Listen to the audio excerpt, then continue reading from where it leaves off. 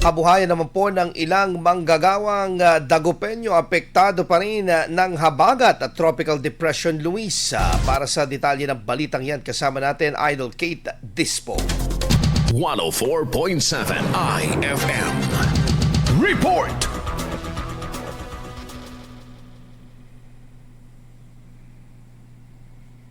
Kanya-kanyang diskarte ang mga Dagupeño kung paano kumita sa pang-araw-araw na pangangailangan sa kabila ng pabugso-bugsong ulan dito sa Dagupan City. Ayon sa tala ng DOST Pag-asa, dahil sa pinagsamang epekto ng habagat at ng Tropical Depression Luis, nakaranas sa lalawigan ng Pangasinan ng malalakas hanggang gale force na pagbugso ng hangin mula kahapon, Agosto 3 at inaasahang hanggang ngayong araw, Agosto 4. Sa panayam ng IFM News Dagupan, sa ilang manggagawa sa lungsod, kabilang mga street sweeper, driver at mga malalakos sa pamilihang lungsod ng Dagupan, sinabi nilang malaki ang epekto ng masamang panahon sa kanilang kabuhayan. Ayon sa mga driver, nahihirapan silang bumiyahe dahil sa malakas na ulan, hangin at mababang visibility sa mga kalsada. Samantala, nahihirapan naman ang mga street sweeper sa paglilinis dahil sa patuloy na pag-ulan, pagbaha at pagkalat ng mga basura. Problema rin ng mga malalako ang pag-iipon ng tubig ulan sa kanilang mga tolda na kinakailangan pa nilang butasan upang maalis ang tubig. Hindi rin umano kinakaya ng malalaking payo ang malalakas sa bugso ng hangin,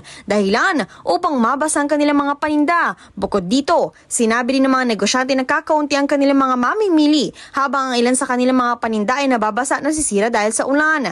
May mga negosyo rin umanong pansamantalang hindi makapagbukas bunsod ng patuloy na masamang panahon. Sa kabila ng mga hamon, pinipilit pa rin magbenta ng ilan sa mga manggagawa upang magkaroon ng may uwing kita sa kanilang pamilya kahit hindi sila tiyak kung mauubos ang kanilang mga paninda sa buong maghapon. Kasama mo mula rito sa IFM News Dagupan, ako si Idol Kate Dispo. Tatak, IFM.